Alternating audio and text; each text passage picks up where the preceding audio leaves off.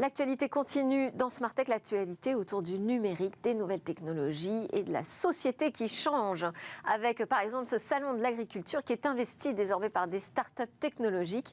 On en parle avec Frédéric Mouvier, mon invité dans Smart Tech aujourd'hui. Bonjour. Bonjour. Vous êtes le secrétaire général de la Ferme Digitale et le cofondateur de la start-up Baoba. La Ferme Digitale sur le Salon international de l'agriculture, c'est 60 startups, 9 espaces, un espace de conférences, 90 conférences, 800 mètres carrés. Pas mal. C'est exceptionnel cette année. C'est une édition, c'est la 7e édition pour la Ferme Digitale sur le Salon de l'agriculture. Et cette année, effectivement, un espace de conférence, vous l'avez dit, vous avez tout dit, 60 startups. Et la Ferme Digitale, c'est une association extraordinaire en fait. Mais ça veut dire quoi? Ça veut dire qu'on a plus de startups autour du sujet de l'agriculture ou que l'ensemble est mieux structuré? Alors l'ensemble est mieux structuré et il y a de plus en plus d'innovations et de plus en plus de startups sur l'agriculture qui nous rejoignent au sein de la Ferme Digitale. Alors donnez-nous des exemples de ces startups tech qu'on peut voir là en ce moment à la porte de Versailles. Alors venez nous voir, 800 mètres carrés, des espaces de conférence. Donc vous avez de tout. Vous avez de la deep tech, vous avez de la biotech, vous avez des nouveaux intrants à base de produits naturels, vous avez des nouveaux intrants à base de champignons, de mycophyto. Vous avez de l'agrivoltaïsme avec Ombrea. Vous avez des plateformes de vente en ligne pour les agriculteurs avec Agriconomie, une licorne qui est OFT 120. Ouais. Vous avez un panel, vous avez Baoba, donc l'entreprise que je représente qui déforme des plateformes numériques pour les polyculteurs éleveurs. Donc on trouve, quand vous dites de la deep tech, qu'est-ce que vous avez comme exemple? On a par exemple Winat sur les capteurs météo, Ouais. de l'intelligence artificielle, des données plus des capteurs pour de meilleures prédictions, pour anticiper les sécheresses, proposer aux agriculteurs de nouveaux services.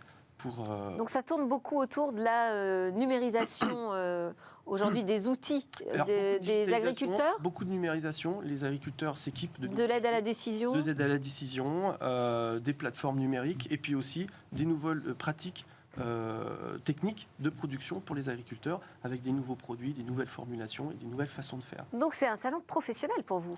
C'est carrément professionnel. Donc il y a du grand public qui vient nous voir. C'est ce que j'allais dire. Voilà. Le grand public, il trouve quoi? Alors le grand côté public, des il vient renouer le lien avec les producteurs.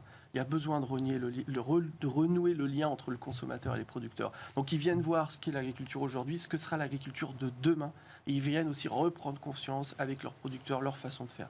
Il faut préserver la souveraineté alimentaire en France. Et comment on va le faire? En faisant une agriculture demain qui soit championne, qui soit leader, avec des agriculteurs qui sont à la page. Faire de la France le champion de l'agtech en Europe, c'est notre objectif à la Ferme Digitale.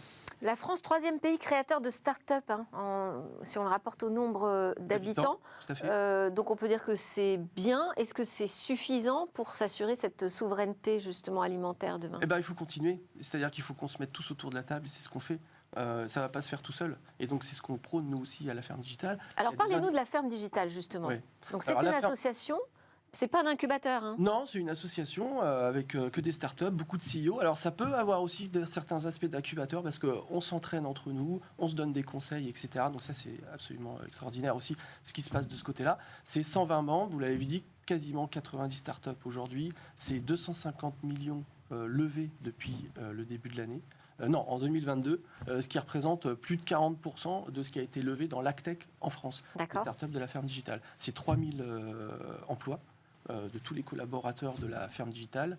Et c'est 1 milliard d'euros levés depuis 2016. Depuis la création de la Ferme Digitale a levé 1 milliard d'euros depuis 2016 sur toutes les startups qu'il a. C'est un sujet qui monte vraiment. Souvent, on pense aussi, quand on pense à l'agriculture de demain, on pense à l'alimentation de demain. Est-ce que c'est un sujet qui fait partie de l'agritech ou l'agtech? Bien sûr, vous avez par exemple Crystal Shine sur la partie traçabilité de l'alimentation, qui est aussi une start-up de la Ferme Digitale. Vous avez de l'agri-food tech. Et puis vous avez aussi l'alimentation. Vous avez des sociétés comme Insect, par exemple, ou Inverse, qui redéveloppent une filière totale de fabrication de protéines animales à partir d'insectes et qui se déploie dans le monde entier aujourd'hui.